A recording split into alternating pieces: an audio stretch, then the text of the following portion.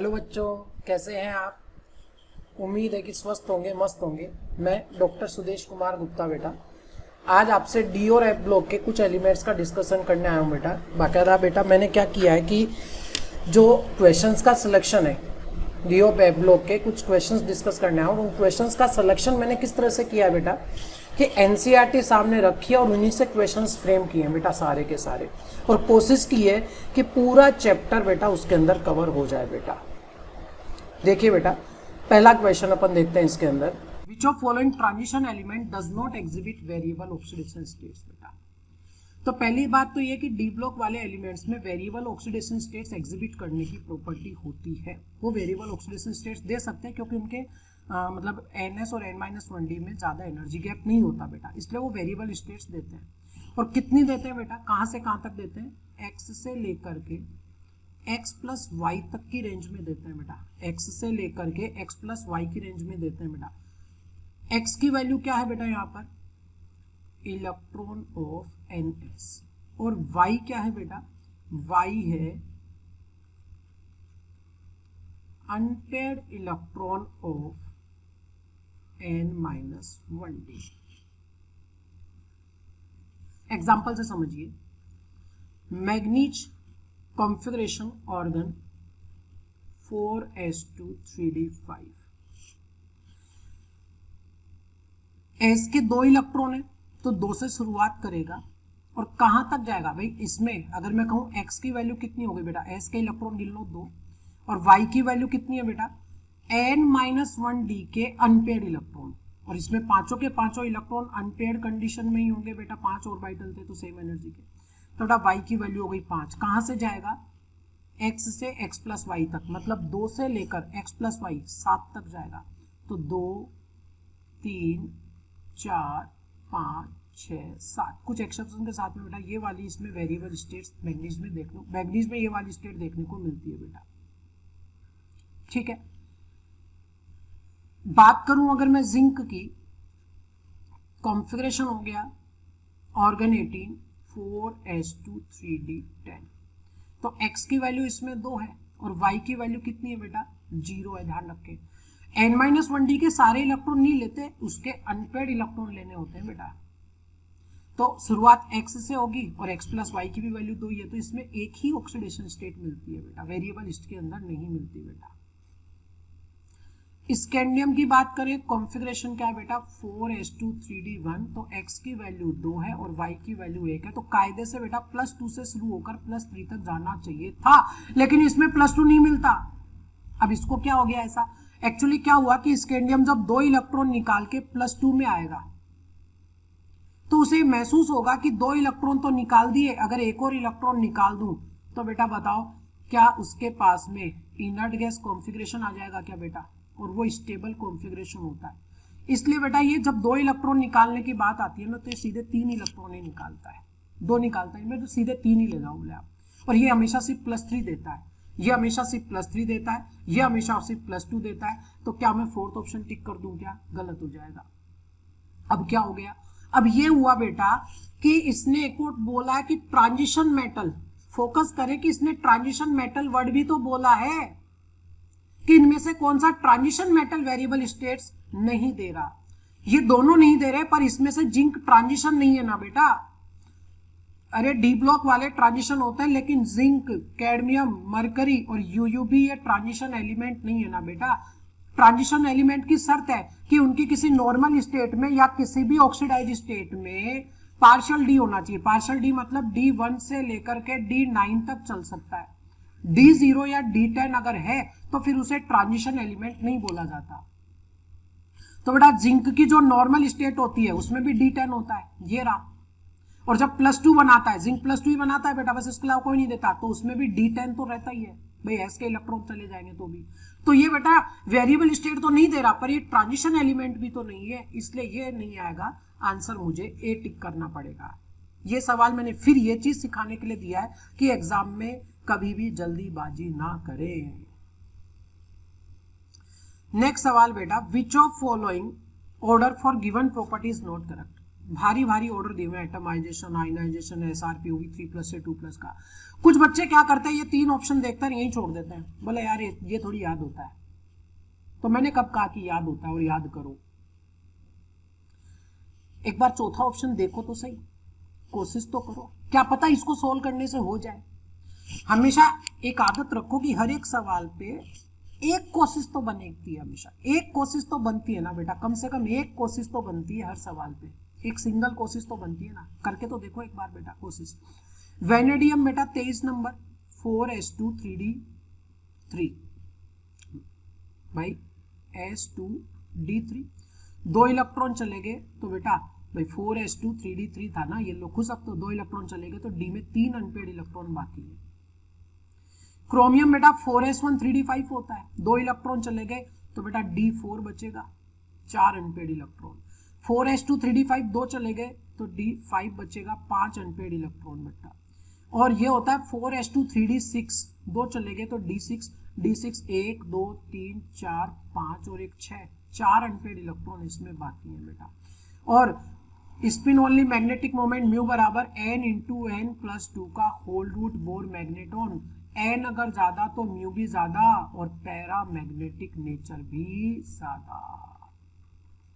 तो वास्तव में बेटा इनमें सबसे ज्यादा पैरा मैग्नेटिक नेचर ये होनी चाहिए ना, इसको कम दे रखा है इससे, तो ये लो हो गया ना आंसर बेटा। कहां दिक्कत आ रही है, ऐसे कोशिश तो करो, हो सकता है कभी कभी बेटा। अब बाकी जो है बेटा ये एक्चुअली मैंने इंफॉर्मेशन देने के लिए भी दिए हैं आपको, भाई मुझे तो पूरा चैप्टर कवर करना है ना बेटा, इसलिए इंफॉर्मेशन भी देनी है।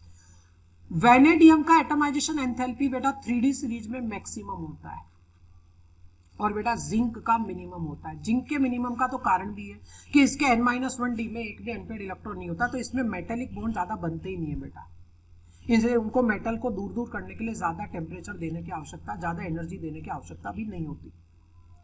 मैग्नीज का कम क्यों हो गया, क्योंकि इसमें स्टेबल कॉन्फ़िगरेशन है, क्योंकि इसमें कैसा कॉन्फ़िगरेशन है, स्टेबल कॉन्फ़िगरेशन है बेटा। और ध्यान दें, कुछ बच्चे बोलेंगे कि सर एनसीईआरटी में तो ऐसा ऐसा ग्राफ दिया हुआ है, क्रोमियम यहां दिया हुआ है। अरे बेटा वो मेल्टिंग पॉइंट का ग्राफ है, आप इस चीज को कैसे बोल जाते हो बेटा।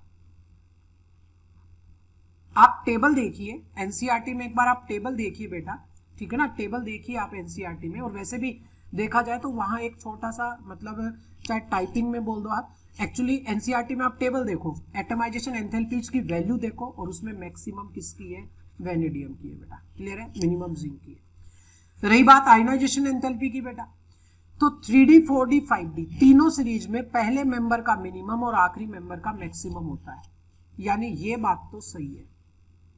अब इन दोनों में कंपैरिजन बेटा, इसका कॉन्फ़िगरेशन है 4s1 3d5, इसका कॉन्फ़िगरेशन है 4s2 3d5, दोनों में d5 d5 तो सेम है। अब बच गया s1 और s2, तो s1 और s2 में से बेटा IP s2 का ज्यादा होता है, तो ये भी एकदम सही है बेटा। SRP बेटा बिल्कुल कोबाल्ट का इनमें से सबसे ज्यादा होता है। और मैग्नीज का स्पेशल क्यों है बेटा, सबसे ज्यादा तो नहीं है पर ओवरऑल वैल्यू अच्छी खासी ज्यादा होती है इसमें भी। क्यों, क्योंकि मैग्नीज का बेटा जब आप पहला इलेक्ट्रॉन निकालेंगे IE1 जब आएगा +1 बन जाएगा, जब IE2 आएगा तो +2 बनेगा बेटा।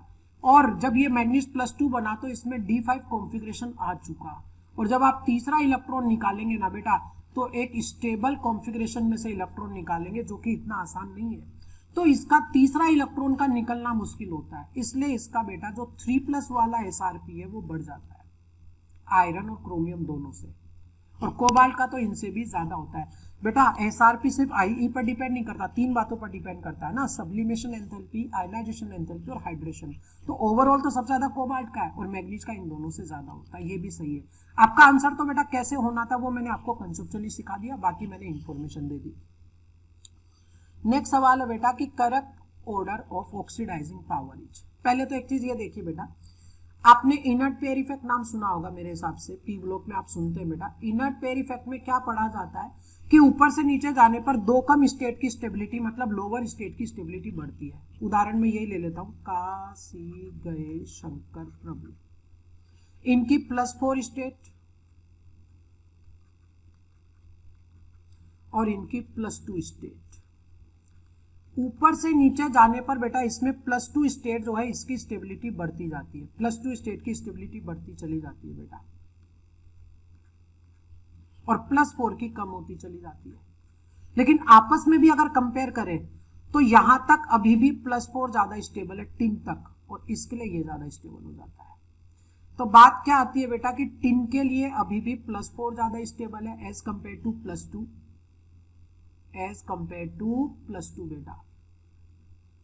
और पीबी के लिए बेटा +4 और +2 में से, पीबी के लिए +4 और +2 में से ज्यादा स्टेबल +2 होता है बेटा, +2 ज्यादा स्टेबल होता है। तो एक्चुअली यहाँ पीबी का +4 है, ये +2 में बदलना चाहता है क्योंकि ये ज्यादा स्टेबल है बेटा, तो इलेक्ट्रॉन खाएगा, इलेक्ट्रॉन खाएगा बेटा, तो वास्तव में ये ऑक्सीडाइजिंग एजेंट होगा। तो तीसरा तो गलत है बेटा, तीसरा तो गलत है। अब मैं बात करूंगा बेटा कॉपर की। आप मेरी बात सुने, आपने इलेक्ट्रोकेमिकल सीरीज सुनी है बेटा, उस इलेक्ट्रोकेमिकल सीरीज में बेटा डेनियल सेल सुना होगा। अरे चैप्टर को जोड़ने में कोई नुकसान थोड़ी है बेटा, तकलीफ थोड़ी है चैप्टर जोड़ने में, चैप्टर तो जोड़ ही सकते हैं, पढ़ सकते हैं ना बेटा। इसका एसआरपी आपने डेनियल सेल में प्लस का 0.34 सुना होगा और इसका -0.76 सुना होगा, और जिसका एसआरपी ज्यादा होता है वो ऑक्सीडाइजिंग एजेंट होता है बेटा, ये भी पढ़ा होगा। तो मुझे बताओ ऑक्सीडाइजिंग एजेंट कौन है बेटा, कॉपर यहाँ पर ऑक्सीडाइजिंग एजेंट है, ये गलत हो गया। दूसरा तरीका कि बेटा 3D सीरीज के सारे मेंबर में 2+ से m का जो एसआरपी है, 2+ से m का एसआरपी सभी का नेगेटिव होता है, किसको छोड़ करके, कॉपर को छोड़ करके बेटा, कॉपर को छोड़ दीजिए, कॉपर के लिए पॉजिटिव होता है बेटा प्लस का 0.34, बाकी सबके लिए नेगेटिव होता है, और जिनका एसआरपी नेगेटिव है ना वो रिड्यूसिंग एजेंट होते हैं बेटा, जबकि ये ऑक्सीडाइजिंग एजेंट है। तो बेटा ये ज्यादा देना चाहिए था, ये भी गलत हो गया, हटाओ। अब बचते हैं दोनों ऑर्डर बेटा। बी की अगर मैं बात करूं तो एनसीईआरटी में इंटेक्स क्वेश्चन है कि VO2+ डाइक्रोमेट और MnO4- में से ऑक्सीडाइजिंग पावर का ऑर्डर ये होता है बेटा। क्यों? क्योंकि एग्जैक्टली एसआरपी जो है ना इसका मैक्सिमम है। कुछ लोग इसको बेटा ऑक्सीडेशन स्टेट से बताने की कोशिश करते हैं भाई, या समझने की कोशिश करते हैं कुछ बच्चे इसको ऑक्सीडेशन स्टेट से, बेटा वो पूरा प्रॉपर सही तरीका नहीं है। उसका कारण बताता हूं, वो तब लगता है जब सेंट्रल एटम सेम हो। एक उदाहरण देता हूं, H2SO4 और HNO3 में से ज्यादा स्ट्रॉन्ग ऑक्सीडाइजिंग एजेंट बेटा HNO3 होता है। कर लो ऑक्सीडेशन स्टेट से, ऑक्सीडाइजिंग पावर जो है ना HNO3 की ज्यादा होती है। अब कर लो ऑक्सीडेशन स्टेट से हो रहा है तो, और ये दिया हुआ एनसीईआरटी 12वीं पी ब्लॉक में। मैं कह रहा हूं ना कि सेंट्रल एटम सेम हो तो आप डायरेक्ट ऑक्सीडेशन स्टेट से कर दो, लेकिन बेटा अगर सेंट्रल एटम सेम नहीं है तो फिर आप वो फॉलो नहीं कर सकते बेटा 100%। तो एग्जैक्ट सबसे बढ़िया होता है एसआरपी, इसमें एसआरपी का ऑर्डर भी यही है, ऑक्सीडाइजिंग पावर का ऑर्डर भी यही है। या फिर आप ये कह दो कि इसमें जो लोअर स्टेट मिलेगी बेटा, भाई ऑक्सीडाइजिंग एजेंट तो इलेक्ट्रॉन खाएगा और इलेक्ट्रॉन खाने के बाद लोअर स्टेट मिलेगी, इसमें मिलने वाली लोअर स्टेट की स्टेबिलिटी अच्छी होती है बेटा, ताकि वो स्टेबिलिटी गेन करने के लिए आसानी से इलेक्ट्रॉन गेन कर लेता है बेटा। हाल फिलहाल बात ये कि ऑर्डर गलत है, क्योंकि MnO4- की ऑक्सीडाइजिंग पावर ज्यादा होती है। नेक्स्ट बेटा, इनर्ट पेयर इफेक्ट में बेटा ऊपर से नीचे जाने पर लोअर स्टेट की स्टेबिलिटी बढ़ती है, लेकिन ध्यान दे डी ब्लॉक में मामला कुछ उल्टा है बेटा, डी ब्लॉक में मामला उल्टा है इसका। इनकी हायर स्टेट +6 होती है बेटा, क्रोमियम की, मोलिब्डेनम और टंगस्टन की बेटा, इनकी हायर स्टेट +6 ही होती है। मैंने क्या बोला, इनर्ट पेयर इफेक्ट में बेटा ऊपर से नीचे जाने पर लोअर स्टेट की स्टेबिलिटी बढ़ती है, लेकिन इनमें हायर स्टेट की स्टेबिलिटी बढ़ती है। यानी बेटा अगर मैं बात करूं स्टेबिलिटी का ऑर्डर, तो स्टेबिलिटी का ऑर्डर इसमें ऊपर से नीचे बढ़ रहा है और ये ज्यादा स्टेबल है। अगर कोई ज्यादा स्टेबल है अपनी स्टेट में तो वो इलेक्ट्रॉन खा के अपनी स्टेट क्यों बदलना चाहेगा? ये तो स्टेबल है इस स्टेट में बेटा हायर में, तो ये बदलना नहीं चाहेगा, इसकी ऑक्सीडाइजिंग पावर ज्यादा नहीं होगी। जबकि ये बेटा +4 में जाना चाहेगा और इसकी ऑक्सीडाइजिंग पावर ज्यादा होगी, तो ऑक्सीडाइजिंग पावर का ऑर्डर इसमें ये हो जाएगा। तो पहला ऑर्डर एकदम सही है बेटा, क्लियर है। नेक्स्ट क्वेश्चन बहुत सिंपल है, पोटेशियम की +1, कोबाल्ट की x, एक CO का 0, 4 का भी 0, बराबर कोई चार्ज बचा हुआ नहीं है 0, तो x बराबर -1 आ गया। अब ये सवाल मैंने क्यों दिया, उसका कारण ये कि कुछ बच्चे यहाँ ज्यादा दिमाग लगा लेते हैं, बोले मेटल का माइनस थोड़ी हो सकता है। अरे क्यों नहीं हो सकता, हो सकता है बेटा।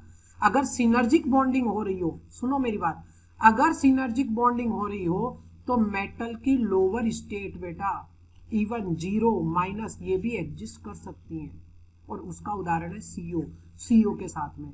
और हाई स्टेट किसके साथ रहती है बेटा, फ्लोरीन और ऑक्सीजन के साथ में। क्यों, क्योंकि इन दोनों की इलेक्ट्रोनेगेटिविटी ज्यादा होती है और साइज कम होती है बेटा। इस वजह से इलेक्ट्रोनेगेटिविटी ज्यादा है तो सेंट्रल एटम को अपने आप ही हाई स्टेट में रख पाएंगे बेटा, और साइज कम है तो ज्यादा से ज्यादा संख्या में अरेंज हो सकेंगे बेटा। तो हाई स्टेट इन दोनों की प्रेजेंस में होती है और लोअर स्टेट इसकी प्रेजेंस में होती है, और -1 दे सकता है, कोई दिक्कत नहीं है बेटा। अगला सवाल, which of the following statement is not correct. पहला दिया हुआ है copper liberates hydrogen from acids. देखते हैं बेटा, कॉपर का एसआरपी मैंने आपको क्या बोला कि पॉजिटिव होता है, और बेटा 3 बार बता चुका हूं, फिर सुन लो कि जिसका एसआरपी पॉजिटिव है ना वो ऑक्सीडाइजिंग एजेंट का काम करता है, मतलब इलेक्ट्रॉन खाने का काम करता है, ना कि देने का। जबकि बेटा हाइड्रोजन गैस तब लिबरेट होगी जब कॉपर बेटा H+ को इलेक्ट्रॉन दे, तब हाइड्रोजन गैस लिबरेट होगी बेटा। और ये तो इलेक्ट्रॉन देना ही नहीं चाहता ना, तो ये वाली रिएक्शन नहीं होगी। तो पहला तो गलत है, पूछा तो इसने गलत ही है, लो आंसर तो हो गया भाई। कॉपर एक ऑक्सीडाइजिंग एजेंट है बेटा, उसका एसआरपी पॉजिटिव है, वो इलेक्ट्रॉन खाने की नेचर रखता है, ना कि इलेक्ट्रॉन देने की। ये क्या बोल रहा है, titanium 2+ and chromium 2+ are reducing agent in aqueous medium. एकदम सही है बेटा।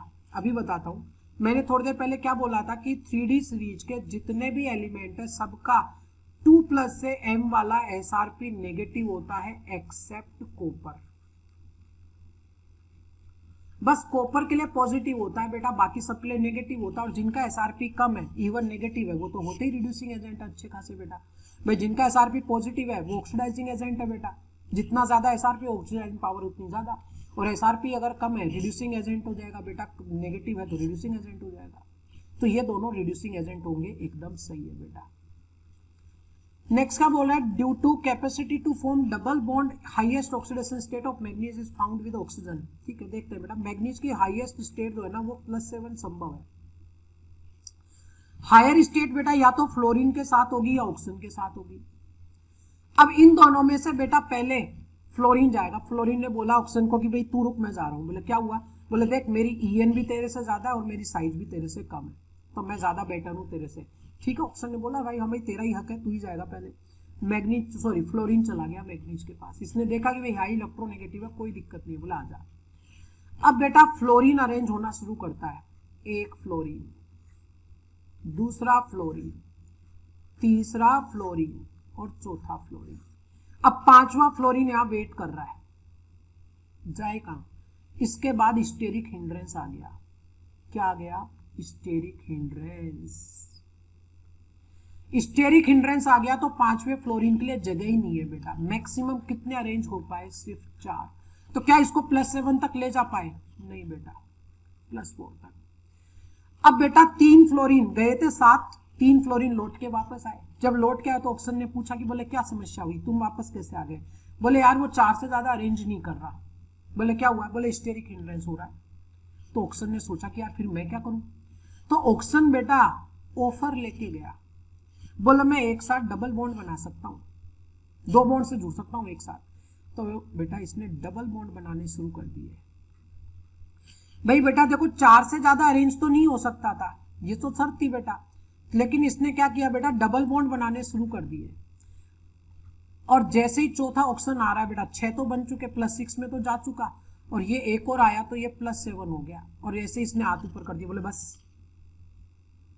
बोले क्या हुआ, बोले +7 हो तो गया, अब क्या। तो ऐसे में बेटा बल्कि इसको तो किसी दूसरे मैग्नीज के साथ और जुड़ना पड़ा, और बेटा ये बना देता है क्या, ये स्ट्रक्चर देखो तो Mn2O7 है, ग्रीन कलर का एक्सप्लोजिव कंपाउंड होता है बच्चों ये Mn2O7। आप देखो तो यहां भी मैग्नीज के चारों तरफ एलिमेंट तो 4 ही बेटा, 4 से ज्यादा रेंज नहीं हो सकते थे, लेकिन अभी भी ये +7 में। तो अकेला फ्लोरीन +4 तक पहुंचा पाया, अकेला ऑक्सीजन Mn2O7 +7 तक चला गया। हाँ, अगर बेटा देखो जब फ्लोरीन ने सुना कि ऑक्सीजन ने ऐसा ऐसा कुछ किया है तो बेटा वो भी चला गया उसके पास, बहुत हाथाजोड़ी करी, तो बेटा तब ऑक्सीजन इसके साथ गया, और जब साथ गया तो बेटा अगर साथ आए तब ये फ्लोरीन ऑक्सीजन दोनों के साथ +7 में चला गया बेटा। तो बात ये कि ऑक्सीजन ज्यादा हायर स्टेट तक पहुंचा पा रहा है, क्यों? क्योंकि ऑक्सीजन में डबल बॉन्ड बनाने की नेचर है, इस वजह से बेटा, और यही यहां लिखा हुआ है, एकदम सही बात है। Due to capacity to form double bond highest oxidized state of manganese is found with oxygen rather than fluorine. Next क्या है बेटा इसके बाद में, KMnO4 कैन ऑक्सीडाइज HCl2Cl2, इसे भी समझो बेटा क्या है। एनसीईआरटी में एक लाइन लिखी हुई है कि KMnO4 को बहुत सारे एलिमेंट्स का ऑक्सीडेशन करने के लिए, उनका एनालिसिस करने के लिए काम में लिया जाता है। बिल्कुल लेते हैं बेटा, Fe2+ का ऑक्सीडेशन कर दिया हो, ऑक्सलेट आयन का ऑक्सीडेशन कर दिया हो, SN2+ का ऑक्सीडेशन कर दिया हो, और वो ऑक्सीडेशन अलग अलग मीडियम में करवा सकते हैं, एसिडिक में भी बेसिक में भी बेटा। लेकिन एनसीईआरटी में एक लाइन लिखी हुई है कि जब एसिडिक मीडियम काम में लेते हैं तो उसमें HCl काम में नहीं ले सकते हैं। बात ये क्यों, सुनना मेरी बात, कि MnO4- को बेटा रिएक्शन करनी थी Fe2+ के साथ, और मेरे को मीडियम के लिए एसिड देना था, मीडियम के लिए। इस एसिड की जिम्मेदारी थी सिर्फ मीडियम का काम करना, और एसिडिक मीडियम में इसको इसमें बदलना था और इसको इसमें बदलना था, +3 बेटा, ये होना था। अब मैंने मान लीजिए बेटा, सुनो मेरी बात, MnO4- की जिम्मेदारी थी कि वो Fe2+ को ऑक्सीडाइज करे, सिर्फ किसको, Fe+2 को। लेकिन अगर मीडियम में मैंने HCl दिया ना बेटा, तो एक्चुअली ये क्या करता है बेटा, ये इसके साथ छेड़छाड़ शुरू कर देता है।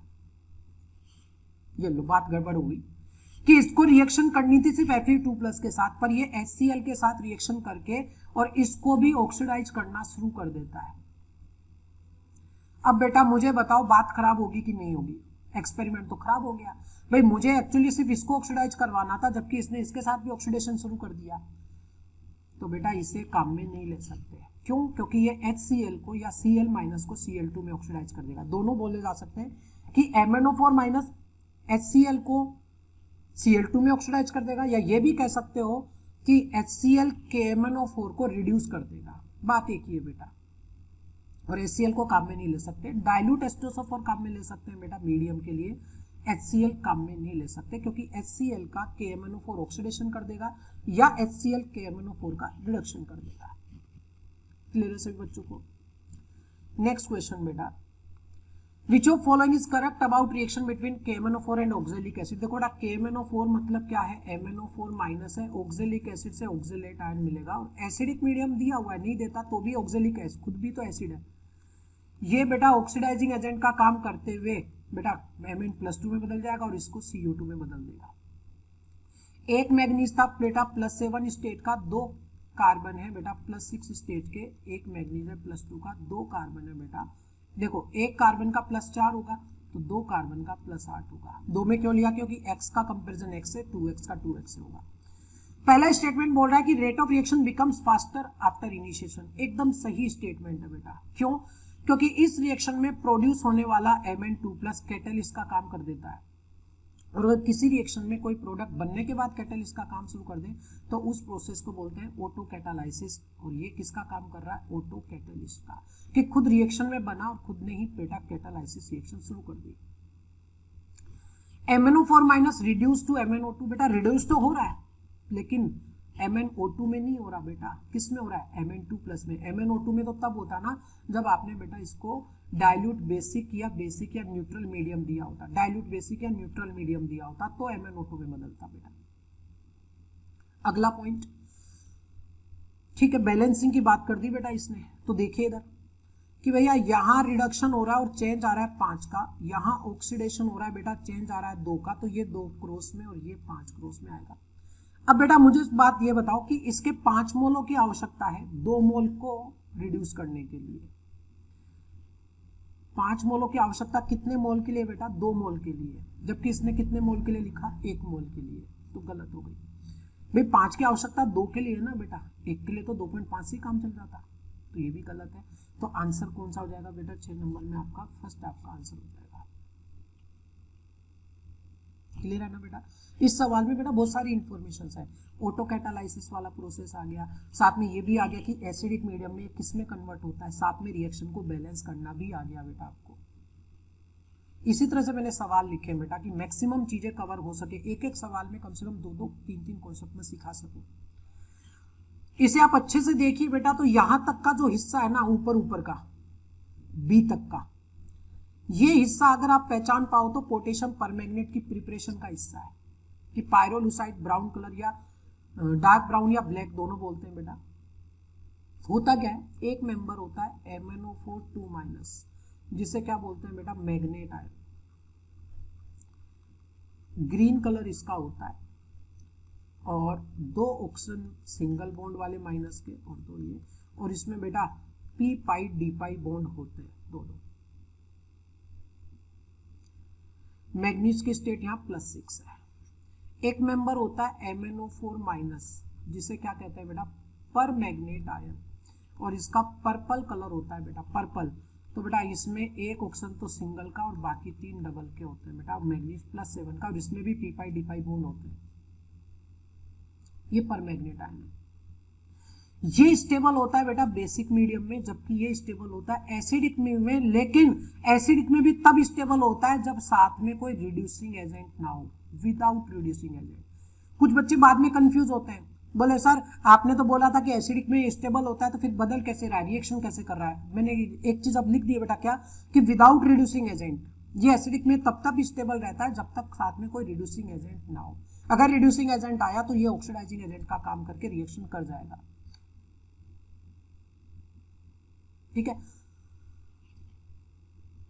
ये ऑक्सीडाइजिंग एजेंट है, इसको ऑक्सीडाइज करेगा। अब +6 में जाएगा कि +7 में जाएगा, ये इसका मीडियम डिसाइड करेगा। मीडियम कैसा है बेसिक, तो बेसिक अगर है तो +6 में जाएगा, मतलब MnO4 2- बनाएगा, और पोटेशियम बैलेंस करके लिखूं तो K2MnO4 बनाएगा, मतलब पहला तो गलत है। एसिडिक मीडियम में बेटा ये स्टेबल नहीं होता, तो डिसप्रोपोर्शनेट होगा, +6 से बेटा +4 में, और बिल्कुल बाकायदा KMnO4 में +7 में बदलेगा। 47 नाम से याद रखते हैं। तो बेटा बी जो है ये भी गलत है। अब आगे की रिएक्शन अलग है बेटा। आगे की रिएक्शन क्या है कि अगर आप कंसंट्रेटेड H2SO4 KMnO4 के साथ ट्रीट करवाते हैं, तो बच्चे कंसंट्रेटेड H2SO4 पहले तो अपना H+ इसको सप्लाई करता है और HMnO4- बनाता है। अगर मैं इसके 2 मॉलिक्यूल ले लूं, क्योंकि कंसंट्रेटेड है बेटा, तो एक्सो मतलब कंपैरेटिवली बहुत ज्यादा कंसंट्रेशन है, तो कंपैरेटिवली वहां पर बेटा एक्सोथर्मिक प्रोसेस भी हो जाता है और एनर्जी अच्छी खासी रिलीज होता है। तो ये दोनों मिलकर के H2O उड़ा देते हैं और क्या बना देते हैं बेटा Mn2O7, ग्रीन कलर का ऑयली एक्सप्लोजिव कंपाउंड। जस्ट पिछले क्वेश्चन में मैंने डिस्कस किया है। सी बेटा, ये सवाल मैंने इसलिए दिया कि 2 चीजें कवर हो रही है, KMnO4 की प्रिपरेशन, ये प्रॉपर्टीज मैंने बता दी, साथ में ये रिएक्शन जो NCERT एग्जाम्पलर में दी हुई है बेटा। अच्छी बुक आती है, सोल्व कर लेनी चाहिए आपको बेटा, खुद NCERT की तरफ से ही आती है वो। आंसर बेटा इसमें कौन सा आ जाएगा 7 नंबर। नेक्स्ट क्या बेटा, विच ऑफ फॉलोइंग इज करेक्ट। ठीक है, ये मैंने दिया है बेटा पोटेशियम डाइक्रोमेट की प्रिपरेशन से, कि उसमें क्रोमाइट और लेते हैं बेटा, क्रोमाइट और का बेटा ऑक्सीडेशन करवाते हैं इनिशियली बेटा बेसिक मीडियम में, फिर वो सोडियम क्रोमेट बना लेता है, फिर सोडियम क्रोमेट को बेटा एसिडिक मीडियम देके सोडियम डाइक्रोमेट बनाते हैं, फिर KCl देकर के बेटा प्रेसिपिटाइज करवाते हैं पोटेशियम डाइक्रोमेट का। मैंने क्या किया कि पहले नंबर से ही सवाल बना डाला। क्रोमाइटोर क्या होता है FeCr2O4 और एग्जैक्टली FeO.Cr2O3, तो ये +2 का और ये +3 का है, तो ये तो गलत हो गया, प्लस आयरन +2 का होता है बेटा। Second, dichromate ion have 2 type of CRO bond length, एकदम सही बात है बच्चों। क्यों, सुने, ये डाइक्रोमेट आयन होता है। अब इसमें जो टर्मिनल वाले ऑक्सीजन है वो आपस में बेटा रेजोनेंस करते हैं, ये तीनों इधर करते हैं और ये तीनों इधर करते हैं, और इनमें डबल बॉन्ड कैरेक्टर आ जाते हैं, और 6 CRO बॉन्ड जो है ना बेटा वो एक जैसे रहते हैं। जबकि ब्रिज वाले जो है ना बेटा ये रेजोनेंस में हिस्सा नहीं लेते। बोले क्यों, लोन पेयर तो इसके पास भी है, लेकिन बेटा इसलिए क्योंकि ये लोन पेयर देने के बाद में ऑक्शन पर प्लस आएगा, और ऑक्शन अपने ऊपर प्लस ज्यादा स्टेबल नहीं रखना चाहता, और इधर ये माइनस देने के बाद में जब रेजोनेंस करेंगे तो इक्विवेलेंट रेजोनेटिंग स्ट्रक्चर बनेगी।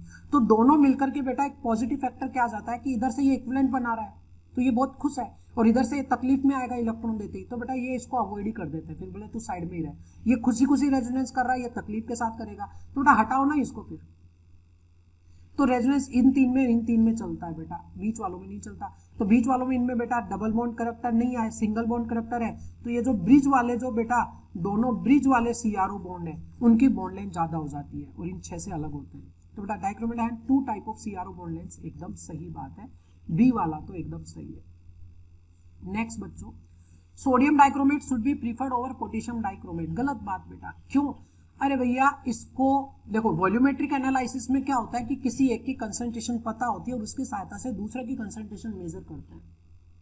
अब सोडियम डाइक्रोमेट अगर मैं प्रीफर करूं तो एक समस्या है, क्योंकि ये नेचर में हाइग्रोस्कोपिक होता है, और हाइग्रोस्कोपिक मतलब एनवायरमेंट में से मॉइस्चर खा जाता है, पानी खा जाता है, डाइल्यूटेड हो जाता है, खुद अपनी कंसंट्रेशन बदल लेता है। सुबह बना के गए थे कुछ, शाम को मिला कुछ।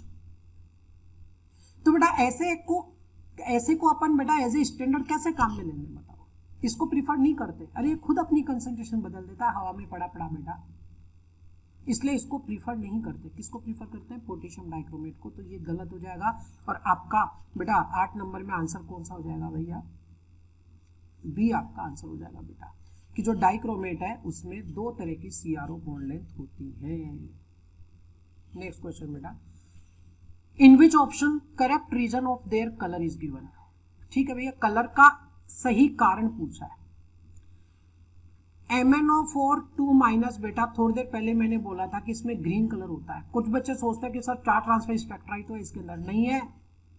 अरे बेटा मैग्नीज +6 है मतलब D1 है, इसमें एक अनपेयर्ड इलेक्ट्रॉन है, और ऑक्साइड बेटा लिगेंड का काम करता है, इसमें स्प्लिटिंग हो जाती है, DD ट्रांजिशन इसमें होता है बेटा। इसके कलर का कारण DD ट्रांजिशन है, ना कि स्पेक्ट्रा। दूसरा MnO4-, सुने मेरी बात, इसमें मैग्नीज +7 का है, साथ में CrO4 2- क्रोमियम बच्चा +6 का, और डाइक्रोमेट आयन ये भी देख ले, इसमें भी +6 का। इन सभी में D0 है, फिर भी सबका कलर होता है, इसका पर्पल, इसका येलो। याद रखने की ट्रिक 4 है ना, तो 4 को आगे बढ़ाओ, Y बना लो, येलो कलर बेटा, सिर्फ ट्रिक है, दिल पे ना ले। और बेटा इसमें एक का येलो हो गया तो दूसरे का बचा हुआ ऑरेंज हो ही जाता है बेटा। इन सबके कलर में बेटा D0 अगर आ गया तो DD ट्रांजिशन का तो चांस खत्म हो गया। तो फिर बेटा एक्चुअली जो 4 ट्रांसफर स्पेक्ट्रा है ना बेटा, ये MOT का हिस्सा है, पॉली एटॉमिक मॉलिक्यूल्स के MOT। अपने सिलेबस में नहीं होती, लेकिन फिर भी बेटा एक बार नाम तो मैं लिख दूं आपको। अब इसमें क्या होता है बेटा कि इसमें कलर फिर भी है ड्यू टू 4 ट्रांसफर स्पेक्ट्रा। और सुने मेरी बात, 4 ट्रांसफर में भी होता तो ट्रांसफर इलेक्ट्रॉन का ही है। किसका? इलेक्ट्रॉन का। अब आप खुद सोच के जवाब दो कि यहां बेटा सेंट्रल मेटल है मैग्नीज और लिगेंड है ऑक्साइड आयन। मैं ये पूछना चाहता हूं आपसे कि यहां पर इलेक्ट्रॉन का ट्रांसफर कौन कर सकता है, मेटल या लिगेंड? मेटल के पास तो है ही नहीं ना इसके वैलेंस शेल में इलेक्ट्रॉन, कैसे ट्रांसफर करेगा? तो वास्तव में इसमें कौन सा होता है? LMCT, ligand to metal charge transfer spectra, ligand to metal charge transfer spectra बेटा। और इसी वजह से इसमें कलर आता है। तो इसके कलर का कारण D ट्रांजिशन, गलत बात। इसके कलर का कारण 4 ट्रांसफर, सही है बेटा। और साथ ही में एक और चीज चिपका दूं यहीं पर, जब बात चली रही है तो इन दोनों का इंटर कन्वर्जन, मेरी बात सुनना बेटा, चाहे MnO4 2- हो, चाहे CrO4 2- हो, चाहे FeO4 2- हो, तीनों ही बेसिक मीडियम में ज्यादा स्टेबल होते हैं। तो ये बेसिक मीडियम में ज्यादा स्टेबल होता है बेटा, और जैसे ही आप इसे एसिडिक मीडियम दोगे या pH 7 से कम दोगे तो ये बेटा ऑरेंज कलर में बदल जाएगा डाइक्रोमेट में। और अगर इसको बेसिक मीडियम दिया या pH 7 से ज्यादा दी तो ये वापस इसमें बदल जाएगा। ये एसिडिक मीडियम में स्टेबल है, लेकिन फिर सुन ले, एसिडिक में कब तक स्टेबल है? जब साथ में कोई रिड्यूसिंग एजेंट ना हो। अगर साथ में कोई रिड्यूसिंग एजेंट आया तो ये स्टेबल नहीं रहेगा। क्लियर है बच्चों? तो आंसर 9 नंबर में कौन सा हो जाएगा बेटा? आपका तीसरा आंसर हो जाएगा इसमें। 10 number, which of following is not an example of disproportionation reaction. बेटा देखिएगा इधर, ये फिर वही बेटा पोटेशियम परमैंगनेट की प्रिपरेशन से लिया गया सवाल है। K2MnO4 जब एसिडिक मीडियम में आता है तो 47 बनाता है, ट्रिक बताई थी, +4 और KMnO4।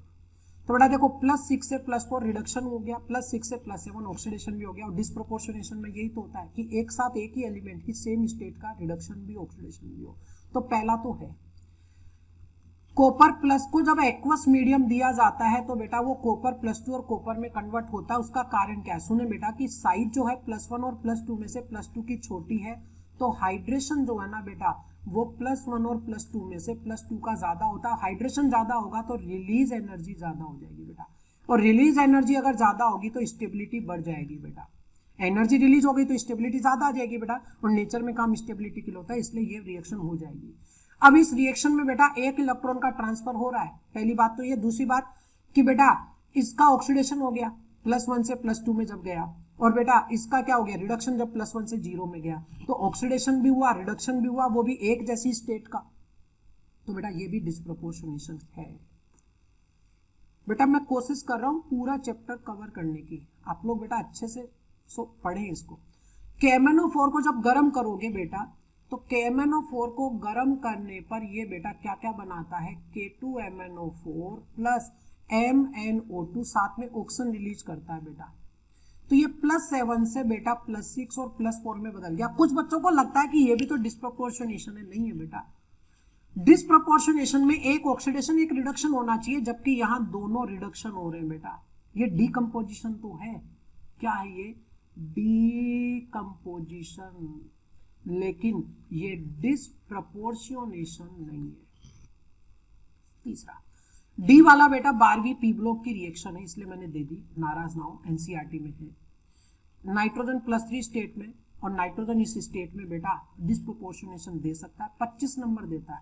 अभी बेटा 47 नंबर 25 नंबर ये तो आपको बेटा याद ही रखने पड़ेंगे। देखो ये +2 और +5 में बदलता है, तो +3 से +2 रिडक्शन हुआ, +3 से +5 ऑक्सीडेशन हुआ, ये भी डिस्प्रोपोर्शनेशन का रिएक्शन का उदाहरण है। नेक्स्ट सवाल, वैलेंसी फैक्टर ऑफ I-, ठीक है। देखिए बेटा एक दो चीजें सीख लो। MnO4- ऑक्सीडाइजिंग एजेंट का काम करता है, लेकिन अलग अलग मीडियम में अलग अलग चीजों में कन्वर्ट होता है। एसिडिक में +2 में बदलता है, अगर डाइल्यूट बेसिक बोला हो, सिर्फ बेसिक बोला हो या न्यूट्रल बोला हो, तो तीनों में ही बच्चों ये MnO2 में बदलता है, सॉरी +4। और अगर स्पेशल कंसंट्रेटेड बेसिक बोला हो, स्पेशल कंसंट्रेटेड वर्ड भी बोला हो, तो ये MnO4 2- में बदलता है बेटा। साथ में I- में भी बेटा ऐसे ही है, अगर ये ऑक्सीडाइजिंग एजेंट है तो ये रिड्यूसिंग एजेंट का होता है। और बच्चों ये एसिडिक मीडियम में तो I2 में बदलता है, और अगर इसी को एल्केलाइन मीडियम में ट्रीटमेंट करवाया जाए तो ये IO3- में बदलता है। अब यहां बात है एल्केलाइन मीडियम की, और उसमें वैलेंसी फैक्टर बोला है, पूछा इसका, तो 1 मोल में कितने का चेंज आ रहा है, तो बेटा ये -1 था और यहाँ +5 में चला गया। कितने का चेंज आया बेटा, -1 से +5, 6 का चेंज आ गया। वैलेंसी फैक्टर इसमें कितना हो जाएगा बेटा, 6 हो जाएगा। क्या समझ आया आप लोगों को? नेक्स्ट क्वेश्चन बेटा, विच ऑफ फॉलोइंग एब्जॉर्ब और इमिट रेडिएशन फ्रॉम विजिबल। कुल मिलाकर बेटा ये पूछा है कि कौन कलर एग्जिबिट करेगा। तो बेटा देखो या तो डी ट्रांजिशन होना चाहिए, और डी ट्रांजिशन के लिए डी में इलेक्ट्रॉन होना जरूरी है, या फिर बेटा चार्ज ट्रांसफर स्पेक्ट्रा होना चाहिए बेटा, ठीक है। अब बेटा डी ट्रांजिशन के लिए जब देखो जनरली डी में जब अनपेड इलेक्ट्रॉन होता है ना बेटा, जनरली डी में जब अनपेड इलेक्ट्रॉन होता है तो वो विजिबल रीजन से एब्जॉर्प्शन इमिशन जनरली कर लेता है, कलर दे देता है अपने सिलेबस के हिसाब से। तो यहाँ सिल्वर का +1 है, यहाँ D10 है, इसमें अनपेड इलेक्ट्रॉन नहीं है, कलर नहीं देगा। कॉपर +1 है, D10 है, अनपेड इलेक्ट्रॉन नहीं है, कलर नहीं देगा। टाइटेनियम +4 है, D0 रह गया, बात ही खत्म हो गई बेटा। ये कॉपर +2 है, D9 है, अनपेड इलेक्ट्रॉन होगा तो बेटा विजिबल रीजन से एब्जॉर्प्शन इमिशन करेगा और कलर दे देगा। क्लियर है बच्चों? नेक्स्ट सवाल, which of following is not a correct reason, ठीक है, for formation property by d block metal है, ठीक है। कॉम्प्लेक्स फॉर्मेशन प्रॉपर्टी कि डी ब्लॉक वाले कॉम्प्लेक्स क्यों बना रहे हैं, एक्चुअली NaCl है। तो बेटा यहाँ ये Na+ कॉम्प्लेक्स नहीं बनाता, क्योंकि इसमें बेटा आयनिक नेचर बहुत लिमिट से ज्यादा होती है और इन दोनों के बीच में सिर्फ electrostatic force of attraction dominant रहता है बेटा। लेकिन होता क्या है कि डी ब्लॉक वालों में कंपैरेटिवली बेटा एक टर्म आती है आयनिक पोटेंशियल 5, वो क्या होता है चार्ज टू रेडियस रेशियो। इनके लिए बेटा कंपैरेटिवली चार्ज ज्यादा और रेडियस कम अगर है तो ऐसी स्थिति में ये ज्यादा होता है, और ये ज्यादा होने पर बेटा फजान्स रूल्स में देखिए पोलराइजेशन ज्यादा होता है बेटा, पोलराइजेशन ज्यादा करता है केटायन ऐसा, और उसमें कोवलेंट करैक्टर बढ़ जाते हैं। कुल मिलाकर बेटा इनकी कंपैरेटिवली बॉन्ड बनाने की नेचर भी बढ़ जाती है, कॉम्प्लेक्स बनाने की नेचर बढ़ जाती है बेटा इनकी। तो साइज कम होनी चाहिए, सही बात, चार्ज ज्यादा होना चाहिए, सही बात। तीसरा पॉइंट कि डी ऑर्बिटल होना चाहिए अवेलेबल। बात ये बेटा कि जब लिगेंड इनके साथ आके जुड़ेगा तो लिगेंड अपना इलेक्ट्रॉन पेयर इनको देगा, तो इनके पास कोई वैकेंट ऑर्बिटल होने तो चाहिए ना बेटा, होने चाहिए कि नहीं होने चाहिए बेटा, तभी तो जाके बेटा लिगेंड अपना इलेक्ट्रॉन पेयर इनसे शेयर करेगा बेटा। तो इसके लिए बेटा इनके पास अवेलेबिलिटी ऑफ डी ऑर्बिटल होनी चाहिए बेटा। डी क्या कुल मिलाकर कोई भी तरह के ऑर्बिटल होने चाहिए। फिर लिखा हुआ है property to show oxidation to show variable oxidation states. अरे भैया इसका कॉम्प्लेक्स फॉर्मेशन से कोई लेना देना नहीं है बेटा, इनमें वेरिएबल स्टेट होती है, एकदम सही बात है, और इसकी वजह से ये कैटालाइटिकल प्रॉपर्टी भी देते हैं, ये भी सही बात है। लेकिन बेटा वेरिएबल स्टेट की वजह से ये कॉम्प्लेक्स बनाते हैं, इसका कोई लेना देना नहीं है। एक सिंपल उदाहरण देता हूँ, एविडेंस देता हूँ। जिंक, अभी मैंने डिस्कस किया कि जिंक बेटा वेरिएबल स्टेट नहीं देता, सिर्फ +2 ही देता है, तो क्या जिंक के कॉम्प्लेक्स नहीं मिलते क्या?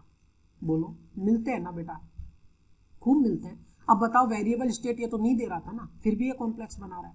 तो वास्तव में वेरिएबल स्टेट ये देते हैं, सही बात है, वेरिएबल की वजह से कैटालाइटिकल प्रॉपर्टी देते हैं, ये भी सही बात है, लेकिन बेटा वेरिएबल की वजह से कॉम्प्लेक्स बनाते हैं तो ये एकदम गलत है बेटा। वेरिएबल का कॉम्प्लेक्स बनाने से कोई लेना देना नहीं है बच्चों। क्लियर है यहाँ तक की बातें बेटा आप लोगों को? भाई विच of following is incorrect match for column first and second. देखते हैं बेटा, कैटलिस्ट दिया हुआ है और प्रोसेस आपको दिया हुआ बेटा। तो देखिए पहला दिया हुआ है Cu2Cl2 सेंड रिएक्शन, एकदम सही बात है बेटा, ऑर्गेनिक में बहुत डिटेल में पढ़ते हैं आप इसको बेटा, एकदम सही है। इसने क्या पूछा? इनकरेक्ट पूछा आपसे। दूसरा बेटा TiCl4AlC, बेटा अगर देखो तो ये जिगलर-नाटा कैटलिस्ट है क्या? जिगलर-नाटा कैटलिस्ट बेटा, और जिगलर-नाटा कैटलिस्ट बेटा पॉलीमराइजेशन ऑफ एथीन करता है, ये भी एकदम सही बात है बेटा। V2O5 ओस्टवाल्ड प्रोसेस में बेटा, V2O5 तो कैटलिस्ट का काम करता है लेकिन कॉन्टैक्ट प्रोसेस में करता है ना बेटा, जो H2SO4 बनाने का मेथड है, तो ये तीसरा गलत हो जाएगा बेटा इसमें। MnO2 बेटा कैटलिस्ट का काम कर सकता है, बिल्कुल बेटा, डीकम्पोजिशन ऑफ KClO3 ये करता है, बिल्कुल सही बात है बेटा। ये आपको सरफेस केमिस्ट्री वाले चैप्टर में मिल जाएगा और केमिकल काइनेटिक्स वाले चैप्टर में भी मिल जाएगा कि पायरोलुसाइड MnO2 कैटलिस्ट का काम करता है, KClO3 का डीकम्पोजिशन ये आसान करवा देता है बेटा। नेक्स्ट बेटा, which of following is correct for interstitial compounds? They have low melting points than those of pure metal. ये बात बेटा एकदम गलत है, क्योंकि इनका मेल्टिंग पॉइंट बेटा प्योर मेटल की तुलना में ज्यादा होता है। वो भी कारण समझो कि ये मेटल का बेटा मान लीजिए लैटिस था, कोई भी मेटल का लैटिस था, तो होगा क्या कि जब इसमें इंटरस्टिशियल स्पीसीज आएंगी तो इंटरस्टिशियल स्पीसीज जो है बेटा वो इनके बीच में यहाँ पर फिट हो जाएंगी, और कोई ना कोई इंटरेक्शन इनमें आपस में तो होगी ना बेटा। इनको आपस को ज्यादा चिपका के रखेंगी, ज्यादा पास में रखेंगी, और ज्यादा पास में रखेंगी तो इनको दूर करने के लिए मुझे ज्यादा टेम्परेचर देना पड़ेगा, इनका मेल्टिंग पॉइंट बढ़ जाता है। दूसरा बोला दे आर केमिकली रिएक्टिव, ये भी गलत बात बेटा, क्योंकि केमिकली इनर्ट हो जाते हैं। क्यों? क्योंकि रिएक्शन कर बेटा एक तरह से इनके साथ ये कंबाइंड हो चुके ना बेटा, जुड़ चुके हैं इनके साथ में बेटा, कंबाइंड हो चुके हैं, जुड़ चुके हैं बेटा इनके साथ में। और अगर जुड़ चुके, कंबाइंड हो चुके बेटा, तो ऐसी स्थिति में इनका ऐसी स्थिति में इनकी केमिकल रिएक्शन कम हो जाएगी। एक और बात बेटा क्या होगा कि मेटल के ऊपर अटैक करने की प्रोबेबिलिटी भी तो कम हो जाएगी ना बेटा, क्योंकि मेटल के सराउंडिंग में जो भी मेटल का बेटा लेटिस था उसके सराउंडिंग में उनके जो स्पेस थे उनके अंदर कौन आ चुके बेटा, छोटे छोटे नॉन मेटेलिक स्पीसीज आ चुकी है बेटा इंटरस्टिशियल कंपाउंड बनाने में, कि छोटी साइज के बेटा CHN वगैरह ये छोटी साइज के बेटा फिट होकर के मेटल्स के बीच में छोटी साइज के नॉन मेटल फिट होकर के तो इंटरस्टिशियल कंपाउंड बनाते, तो फिट हो चुके हैं, यानी बेटा मेटल के लेटिस में फिट होने की वजह से बाहरी किसी को अटैक करना इतना आसान भी नहीं होगा बेटा, इसलिए इनकी रिएक्टिविटी भी कम हो जाती है, खत्म हो जाती है। Some borides approach diamond in hardness, बेटा इस दुनिया का सबसे हार्ड सब्सटेंस डायमंड है, और इसमें बोला है कि कुछ बोराइड्स ऐसे होते हैं बेटा जिनकी हार्डनेस जो है वो डायमंड को अप्रोच कर जाती है बेटा। डायमंड को अप्रोच कर रही है मतलब ये बेटा कि वो डायमंड की तरह हार्ड हो गए बेटा, डायमंड की तरह हार्ड हो गए, और ये बात एनसीईआरटी में लिखी हुई है बेटा, एकदम सही बात है भाई, ये एक तरह से इनकी एप्लीकेशन हो गई ना बेटा, भाई इंटरस्टिशियल कंपाउंड की एप्लीकेशन हो गई ना, यूज हो गई कि ये ऐसे कंपाउंड बनाने में भी काम आ रहे हैं बेटा जिनकी हार्डनेस बेटा डायमंड से सिमिलरिटी रख पा रही है, डायमंड के जैसा हार्ड हो गया, उसके बराबर आना तो बेटा आसान नहीं है, देखो थोड़ा तो कम रह जाता है पर उनके जैसा आ जाता है बेटा, अप्रोक्स पहुंच जाते हैं। नेक्स्ट क्या है, they are usually non stoichiometric, ठीक है ये बात तो सही है बेटा, नॉन स्टोइकोमेट्रिक होते हैं, एंड टिपिकली आयनिक कंपाउंड्स, ये गलत है बेटा, एनसीईआरटी में लिखा हुआ है कि ना तो टिपिकली आयनिक होता है ना ही टिपिकली कोवेलेंट होते हैं बेटा, तो ये बात इसमें गलत है। एक सेकंड बेटा मैं फैन ऑफ कर दूं, आवाज में प्रॉब्लम आएगी।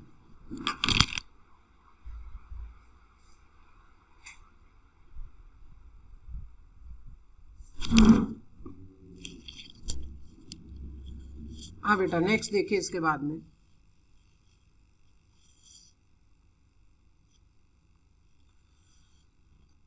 आपके पास में बेटा क्या है, ये क्रोमेट आयन, और ये बदल गया किसमें, डाइक्रोमेट में, ठीक है येलो कलर है, सही बात है ऑरेंज है, और ये ग्रीन कलर में क्रोमियम +3 में बदला, समझिए क्या है बेटा, करेक्ट मैच पूछा आपसे, देख लेते हैं अच्छे से। मैंने अभी आपको बोला था कि जो क्रोमेट आयन है वो कौन से मीडियम में स्टेबल होता है, बेसिक मीडियम में, थोड़ी देर पहले समझाया था, बेसिक मीडियम में स्टेबल होता है।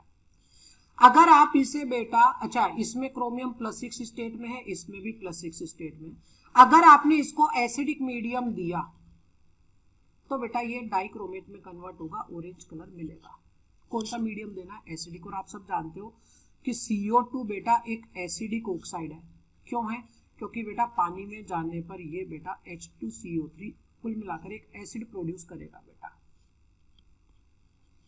तो यहां से बेटा ये दोनों ऑप्शन तो कैंसिल होते हैं, क्योंकि X जो है ना बेटा, X जो है वो क्या होना चाहिए, एसिडिक होना चाहिए, ठीक है बच्चे, X तो सही है।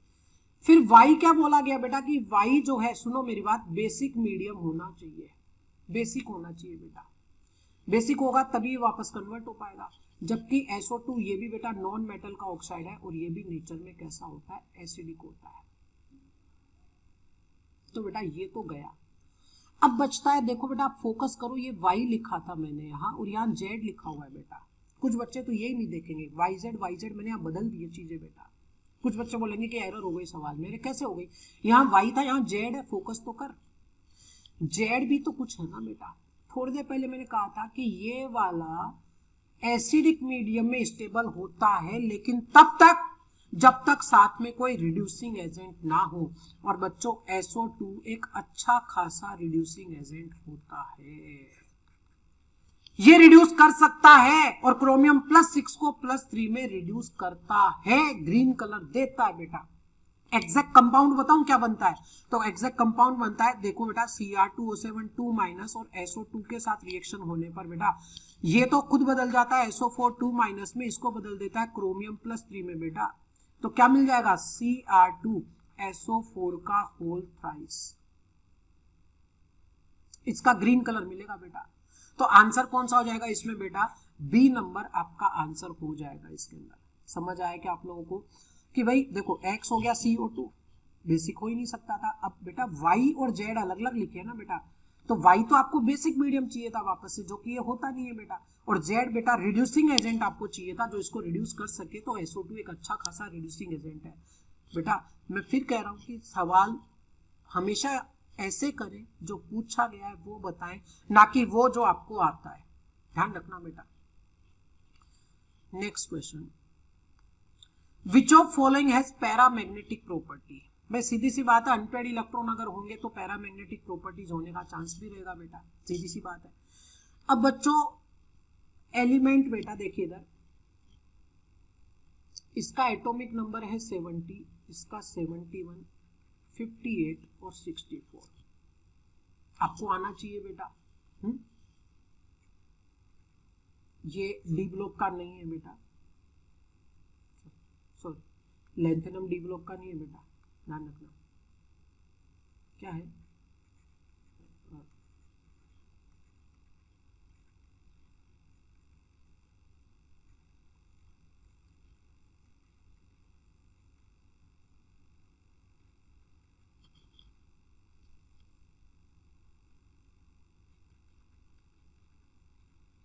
क्या ट्रिक है बेटा इसकी?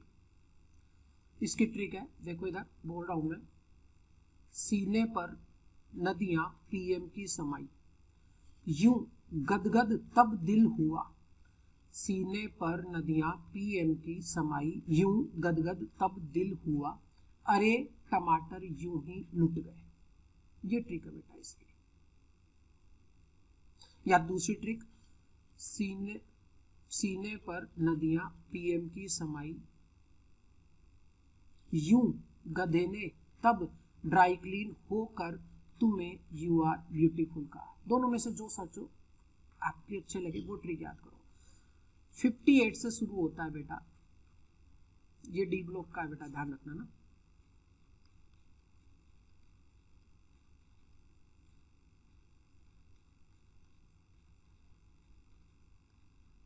ये लेंथ इनवर्स आ गए। अब बच्चा कॉन्फ़िगरेशन लिखेंगे। क्या है कॉन्फ़िगरेशन के लिए लिखने का तरीका कि बच्चों इनर्ट गैस आनी चाहिए प्रीवियस वाली, उसके बाद में पीरियडिक फॉर्मूला क्या होता है, NS N-2F N-1D और उसके बाद में NP, एनर्जी ऑर्डर है ये, और यही पीरियडिक फॉर्मूला है। तो सबसे पहले तो इनर्ट गैस बेटा जो इसमें लगेगी वो लगेगी जिनन। कौन सी इनर्ट गैस लगेगी? जिनन इनर्ट गैस इसमें लगेगी बेटा, ठीक है। जिनन एटॉमिक नंबर हो गया 54। अब कंडीशन क्या बेटा इसके बाद में देखिए, जिनन का हीना, नीना और करीना, जेरोक्स, 5वें नंबर का पीरियड जिनन का है। तो उससे आगे जाओगे तो छठे नंबर पे आएगा 6S, 2 कम F, 1 कम D और बराबर में P। अब जितने की जरूरत है उतने इलेक्ट्रॉन फिलअप करेंगे, 54 और 2 56 और बेटा 56 और ये हो गया आपका 14 70। ये YB का मामला तो निपट गया यहीं पर बेटा, इन दोनों की आवश्यकता नहीं है। अब क्योंकि YB का +2 है तो 2 इलेक्ट्रॉन चले गए। अब देखो एक भी अनपेड इलेक्ट्रॉन इसमें नहीं है, तो ये डायमैग्नेटिक हो जाएगा बेटा, ये तो नहीं है। जब आप ल्यूटेशियम लिखेंगे बेटा उसका 71 नंबर है तो क्या हो जाएगा, जिनन, उसके जस्ट आगे तो है 6S2 4F14 और 5D1 आ जाएगा बेटा। यहां बेटा +3 दिया हुआ है तो बेटा +3 में 2S में से चले गए और 1 D में से जाएगा बेटा, तो बचे 14। ये भी सारे पेयर्ड है तो इसमें भी अनपेयर्ड इलेक्ट्रॉन नहीं है बेटा। सीरियम +4 की बात करें बेटा, सीरियम कॉन्फ़िगरेशन क्या होता है बेटा, जिनन 54, उसके बाद में बेटा 6S2 और एक्सेप्शनली होना तो चाहिए था 4F2, लेकिन इसमें बेटा 4F1 और 5D1 रहता है बेटा एक्सेप्शनली। लेकिन बात आपको अभी तो बेटा +4 पे जाना है, तो चारों इलेक्ट्रॉन निकाल दो, 2 ये चले गए, 1 ये चला गया, 1 ये चला गया, तो इसमें भी सारे पेयर्ड है, तो ये भी बेटा कैसा हो गया, डायामैग्नेटिक हो गया। अब बचती है बात बेटा गैडोलिनियम की। गैडोलिनियम 64 क्या होता है बेटा बोलो, जिनन 6S2 4F 8 की बजाय 7 आ जाता है और हाफ फील्ड स्टेबिलिटी के लिए 1 इलेक्ट्रॉन F में से D में ट्रांसफर हो जाता है। प्लस का 3 है बेटा, 3 इलेक्ट्रॉन जाएंगे 2 s में से 1 d में से, d F7 बच गया, F7 है तो 7 अनपेड इलेक्ट्रॉन है बेटा, ये पैरामैग्नेटिक होगा नेचर में। समझ आ गया आप लोगों को बेटा कि आयनिक स्टेट में कैसे आपको इसमें पैरामैग्नेटिक नेचर निकालनी है। Next question, consider given statements या ऑर्डर। ठीक है, पहला दिया हुआ है बेटा बेसिक स्ट्रेंथ का, बिल्कुल बेटा एकदम सही ऑर्डर है। एक सिंपल सी ट्रिक दिमाग में रखें, देखो लेफ्ट टू राइट साइज कम हो रही है ना बेटा केटायन की में, तो केटायन की साइज कम होने के साथ में बेटा बेसिक स्ट्रेंथ भी कम होती चली जाएगी। ट्रिक बताता हूँ आपको कि एस ब्लॉक में हाइड्रोक्साइड्स में ऊपर से नीचे जाने पर बेसिक स्ट्रेंथ बढ़ाते हो ना साइज बढ़ने पर, तो वो ट्रिक लग जाएगी बेटा। लेंथेनाइट कॉन्ट्रैक्शन की वजह से बेटा लेंथेनम से लेकर के इधर साइज कम होती जा रही है बेटा इनकी +3 स्टेट में, और इनकी हाइड्रोक्साइड की बेसिक स्ट्रेंथ भी कम होती जा रही है, मतलब पहला ऑर्डर एकदम सही है। दूसरा order, higher member of lanthanoids have chemical properties like aluminium, एकदम सही है बेटा। लेंथेनॉइड्स के लोअर मेंबर की प्रॉपर्टीज कैल्शियम से सिमिलरिटी रखती है, जबकि हायर मेंबर की प्रॉपर्टीज एल्यूमिनियम से सिमिलरिटी रखती है बेटा, क्योंकि एल्यूमिनियम का तीसरा आईपी जो है, या मैं कहूं कि लेंथेनॉइड्स का तीसरा आईपी एल्यूमिनियम के तीसरे आईपी के सिमिलर होता है, तो प्रॉपर्टीज में भी सिमिलरिटी आ जाती है बेटा। कि जैसे एल्यूमिनियम ऑक्सीजन के साथ रिएक्शन करके Al2O3 बनाता है, वैसे ही लेंथेनॉइड्स भी ऑक्सीजन के साथ रिएक्शन करके Ln2O3 बनाता है। जैसे एल्यूमिनियम बेटा पानी के साथ एल्यूमिनियम हाइड्रोक्साइड और H2 बनाएगा बेटा, वैसे लेंथेनॉइड्स भी रिएक्शन करते हैं, सिमिलरिटी होती है प्रॉपर्टी में। दूसरा स्टेटमेंट भी एकदम सही है। तीसरा statement, cerium +4 can use as good analytical reagent, एकदम सही है। एनसीईआरटी में लिखा हुआ है बेटा कि सीरियम +4 जो है किसी दूसरे को ऑक्सीडाइज करने के लिए काम में लिया जा सकता है, इवन एक्वस मीडियम में भी। अब बात ये आती है कि एक्वस मीडियम मैंने क्यों बोला, खास सुनना मेरी बात, क्योंकि सीरियम +4 की इतनी औकात होती है कि वो पानी को ऑक्सीडाइज कर दे, फिर भी आप किसी दूसरे का ऑक्सीडेशन करने के लिए इसको एक्वस मीडियम में ले पा रहे हो, क्यों? क्योंकि पानी को ये ऑक्सीडाइज कर तो सकता है पर केमिकली बहुत स्लो रिएक्शन होती है। कि मान लीजिए इसको Fe2+ को ऑक्सीडाइज करना था और ये बेटा पानी में आप ये रिएक्शन करवा रहे हो, तो ये Fe2+ के साथ पानी को भी तो ऑक्सीडाइज कर सकता है, लेकिन इसकी पानी के साथ रिएक्शन बेटा केमिकली बहुत स्लो होती है, तो ये Fe2+ को ऑक्सीडाइज करके निकल जाएगा, पानी का ऑक्सीडेशन बेटा बहुत कम होगा, ना के बराबर होगा ही नहीं। तो इसको दूसरे का एनालिसिस करने के लिए काम में लिया जा सकता है, इसमें भी कोई दिक्कत नहीं है। तीसरा स्टेटमेंट भी सही है। फोर्थ, की titanium and zirconium are known as chemical twins, गलत बेटा, कुछ बच्चे जल्दीबाजी में कर देंगे सही। अरे भैया जर्कोनियम और हाफनियम केमिकल ट्विंस होते हैं बेटा, ना कि टाइटेनियम। अरे 4D और 5D सीरीज में सिमिलरिटी होती है ना बेटा साइज के अंदर, ना कि 3D के साथ। तो बेटा डी वाला स्टेटमेंट गलत है। पूछा क्या है, how many statements order are correct, how many, कितने, तो कितने सही है बेटा, 3 स्टेटमेंट। ऑप्शन कौन सा है बेटा, ऑप्शन नंबर है 2, ऑप्शन नंबर 2 है बेटा, और इसमें 3 स्टेटमेंट आपके यहां पर सही है। Next question, match the compounds elements given in column first with uses given in column second. ठीक है, यूजेस बेटा देखो, ये तो बेटा सीधा सीधा मैं कहूंगा आपको कि याद होने चाहिए, याद है तो टिक होंगे, नहीं तो नहीं होंगे। और इसमें सबसे इंपॉर्टेंट 2 हैं बेटा, मिश मेटल और PDCl2। एनसीईआरटी में लिखा हुआ बाकायदा PDCl2 वोकर प्रोसेस में बेटा इथाइन को एथेनॉल में कन्वर्ट करता है। अगर आप यूजेज पढ़ो तो उसमें लिखा हुआ है। मैंने ये सवाल स्पेशल इसलिए दिया क्योंकि एग्जाम में डायरेक्ट ये सवाल भी बन सकता है कि वोकर प्रोसेस में कौन सा कैटेलिस्ट काम आ रहा है, तो एनसीईआरटी में साफ साफ लिखा हुआ है बेटा कौन सा, PDCl2 वोकर प्रोसेस में काम आ रहा है। और ये भी पूछ सकता है कि किसको किसमें, तो एनसीईआरटी में लिखा हुआ है कि इथाइन को एथेनॉल में कन्वर्ट ये कर सकता है बेटा। फोर्थ का ए, ये तो आप हमेशा याद रखोगे ही बेटा। मिस मेटल बेटा एक मेटल अलॉय है जिसमें लेंथेनॉइड्स मेटल होती हैं बेटा लगभग 95%, आयरन होता है लगभग 5%, और कुछ ये भी ट्रेसेस की फॉर्म में होता है। अब इसकी दो बेटा एक खास बात ये है इसकी क्या, कि इसके अंदर बेटा देखो ये मेटल अलॉय है, और मेटल अलॉय में क्या है कि मेटल के साथ सिर्फ मेटल मिली हुई होनी चाहिए, नॉन मेटल नहीं होनी चाहिए। लेकिन ये एक एक्सेप्शन है बेटा, ये एक ऐसा मेटल अलॉय है जिसमें मेटल के साथ कुछ नॉन मेटल भी होती है, मेटल के साथ कुछ नॉन मेटल भी होती है, कार्बन सल्फर की बेटा ट्रेसेज इसमें। तो थर्ड का कौन सा हो जाएगा, सी बेटा। हालांकि आंसर तो हो चुका, थर्ड का सी, फोर्थ का ए। ठीक है, अब बेटा लेंथेनॉइड के ऑक्साइड, इनके ऑक्साइड टेलीविजन की स्क्रीन बनाने में काम आ रहे हैं बेटा, बिल्कुल काम आते हैं। और जो कॉपर निकिल अलॉय है इसके बेटा सिल्वर यूके कॉइन्स बनाए जाते हैं, सिल्वर यूके, ये भी एनसीईआरटी में लिखा हुआ है बेटा कि सिल्वर यूके कॉइन्स इनके बनाए जाते हैं, सेकंड का डी। तो आंसर ए हो जाएगा। बेसिकली मैं कहूँ तो याद रखने वाली बात है, मैंने क्यों लिया, क्योंकि कभी कभी यूजेज से सीधा सवाल पूछ लेता है, तो बेटा उसमें फिर कॉन्सेप्ट सब साइड में रह जाते हैं। यूजेज से सवाल आ गया तो कॉन्सेप्ट क्या करेंगे। अब वोकर प्रोसेस में कौन सा कैटेलिस्ट काम आता है, उसने सीधा पूछ लिया तो क्या कर लोगे भाई, अगर याद है तो टिक करो, नहीं छोड़ दो, या फिर बाकी तीन ऑप्शन कैंसिल करके टिक करो बेटा, ठीक है। Next question, correct electronic configuration of europium. देखिए बेटा यूरोपियम एटॉमिक नंबर 63, अभी तरीका सिखाया था फिर सीख लीजिए कि जिनन 54 लगेगा। जिनन का पीरियड नंबर 5वां है तो छठे से आएगा 6s, 2 कम f, 1 कम d और बराबर में p। अब बच्चों 63 नंबर तक जाना था तो 54 ही आगे, 2 कितने हो गए 56 ही हो गए बेटा। तो कितने और बाकी है, कितने और बाकी है भाई, 7 ही तो बाकी है, बस खत्म, इनकी जरूरत ही नहीं है बेटा, हो गया कॉन्फ़िगरेशन। और इसमें एक्सेप्शन भी नहीं था भाई, एक्सेप्शन लैंथेनॉइड्स में से सीरियम में है और गैडोलिनियम में है बेटा, लैंथेनॉइड में से इन दोनों ही एक्सेप्शन होता है बस, ठीक है बेटा। तो भैया यहाँ पर ये क्या हो जाएगा, 6s2 और 4f7, ये हो जाएगा बेटा। वैसे भी देखा जाए तो 54 और 7, 1 और 2 कितने हो गए बेटा, ये गिनना एक बार, ये तो वैसे ही 64 हो गए, कोई बेवकूफ़ी होगा जो ये टिक करे बेटा। 54 और 8 और 1 9, ठीक है। यहाँ क्या है बेटा 54, 8 और 2 10, 64।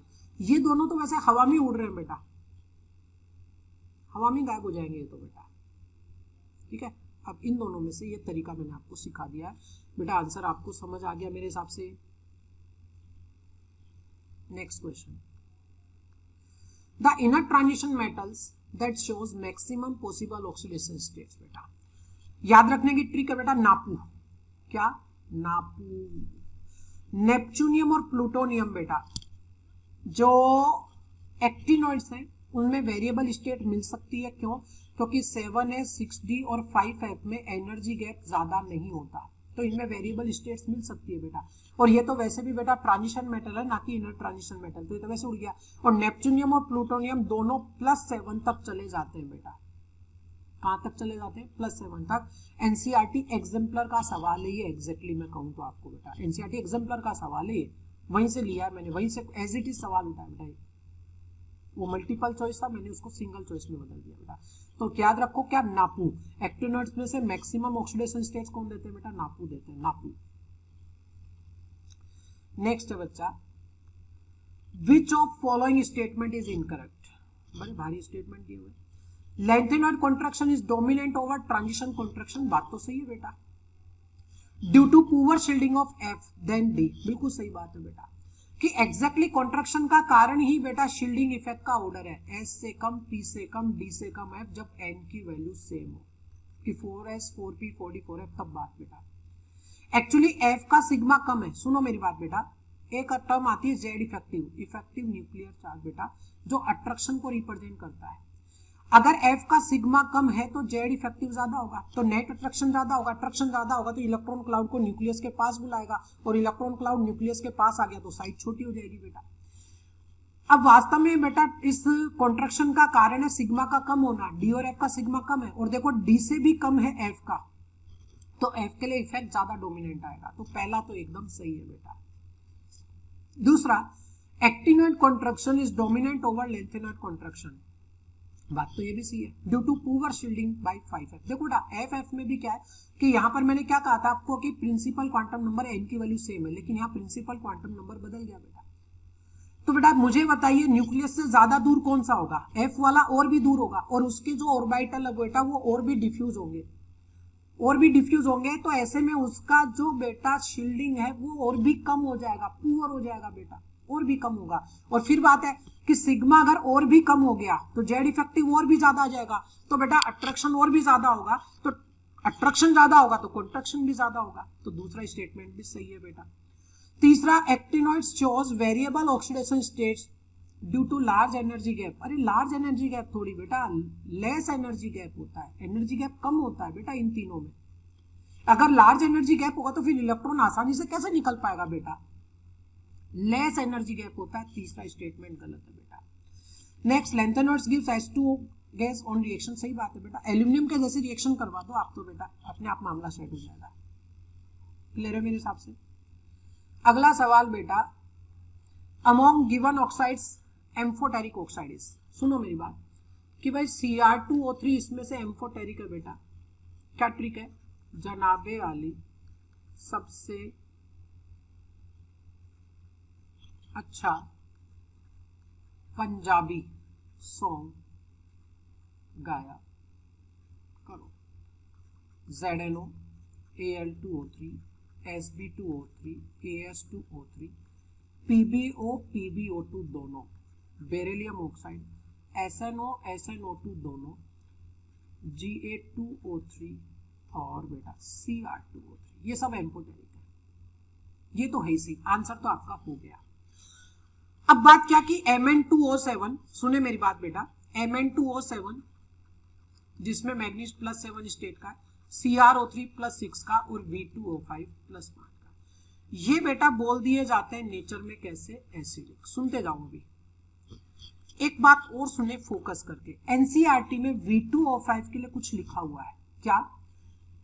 कि ये मेनली एसिडिक होता है लेकिन एम्फोटेरिक बिहेवियर भी दे सकता है। मेरी बात सुन रहे हो क्या आप लोग? अकॉर्डिंग टू ऑप्शन चलना पड़ेगा, ये बात तो तय है। लेकिन अगर मुझे दो में से एक सेलेक्ट करना पड़े तो मेनली इसको क्या बताया गया है? एसिडिक। एम्फोटेरिक ये हो सकता है बेटा, इसमें कोई बुराई नहीं है बेटा। मैं ये कह रहा हूं कि मेनली एसिडिक है, मेजॉरिटी में एसिडिक है, लेकिन बेटा ये एम्फोटेरिक नेचर भी एग्जिबिट कर देता है। तो इसके लिए दोनों बातें। तो एग्जाम में बेटा अपना आंसर V2O5 से डिसाइड नहीं करना, किससे डिसाइड करना है? Cr2O3 से। ये 100% एम्फोटेरिक होता है बेटा। क्लियर है? नेक्स्ट सवाल, KMnO4 can be prepared by K2MnO4 as per reaction. सही बात है बेटा, बिल्कुल सही बात है कि डिस्प्रोपोर्शनेशन रिएक्शन के द्वारा ही आप इसको आसानी से कन्वर्ट कर सकते हो, बदला जाता है बेटा। फिर इसने क्या बोला कि the reaction can go to completion, मतलब फॉरवर्ड डायरेक्शन में करवाने की बात करेगा बाय रिमूविंग OH-। बेटा मतलब क्या ये ली चैटरलियर प्रिंसिपल काम में लेना चाह रहा है क्या? कि प्रोडक्ट कम कर दो तो रिएक्शन अपने आप फॉरवर्ड डायरेक्शन में आ जाएगी। ये कह रहा है कि OH- को हटाना है। अब बेटा OH- को किसके द्वारा हटाएं? बात ये आती है बेटा इसमें कि OH- में किसके द्वारा हटाओ? भाई OH एक बेस है और बेस को हटाने के लिए बेस तो काम नहीं ले सकते, क्या लेना होगा? एसिड। अब कुछ बोलेंगे सर ये एसिड है, अरे तो ये भी तो एसिडिक नेचर का होता है, ये भी तो एसिडिक नेचर का होता है ना, नॉन मेटल के ऑक्साइड से। अब इन तीनों में से कौन सा? सुनते जाएं। इन तीनों में से पहला काम नहीं ले सकते, उसके बेटा कारण सुने कि MnO4- ये OH- को तो हटा सकता है बेटा, बात ये नहीं है, लेकिन ये MnO4- जिसकी यील्ड बढ़ानी है, जो अपन को प्राप्त करना है, जिसको प्रिपेयर करना है, ये खुद उसके साथ रिएक्शन कर डालता है। ये लो, आप जिसकी प्रिपरेशन कर रहे थे इसने उसी के साथ रिएक्शन कर डाली, तो बेटा फिर ऐसे को क्यों ले अपन? भाई हटाना था इसको, इसने इसको भी हटाना शुरू कर दिया, तो इसको तो नहीं लेंगे बेटा। इसने कुल मिलाकर क्या इसको रिड्यूस कर दिया क्या बेटा? ये रिड्यूसिंग एजेंट का काम कर जाएगा, रिड्यूस कर दिया। मेरी बात अगर समझ पा रहे हो तो सोच के देखो, क्या इसको काम में लूं कि नहीं लूं? बेटा ये भी नहीं आएगा। क्यों? क्योंकि ये भी रिड्यूस कर देता है। बिल्कुल बेटा, Mn2+ बना देगा, SO4 2- में बदल जाएगा, इसके पर्पल कलर को उड़ा देता है बेटा। Mn2+ में कलर नहीं होता। ये भी एनसीईआरटी पी ब्लॉक की रिएक्शन है वैसे, कि SO2 में रिड्यूसिंग नेचर होती है और ये MnO4- को रिड्यूस करके उसको डीकलराइज कर देता है, डीकलराइज कर देता है। जबकि CO2 रिड्यूसिंग एजेंट नहीं होता, क्योंकि कार्बन ऑलरेडी +4 में जा चुका अपनी मैक्सिमम पॉसिबल में। जब कार्बन अपनी मैक्सिमम पॉसिबल +4 में जा चुका तो अब वो इलेक्ट्रॉन देने की औकात नहीं रखता। जब इलेक्ट्रॉन नहीं देगा तो रिड्यूस नहीं करेगा, रिड्यूस नहीं करेगा तो एसिडिक मीडियम बनाएगा, पानी में जाकर के बेटा H2CO3 वो इसके साथ रिएक्शन करके इसको हटा देगा, रिएक्शन को फॉरवर्ड डायरेक्शन में ले आएगा।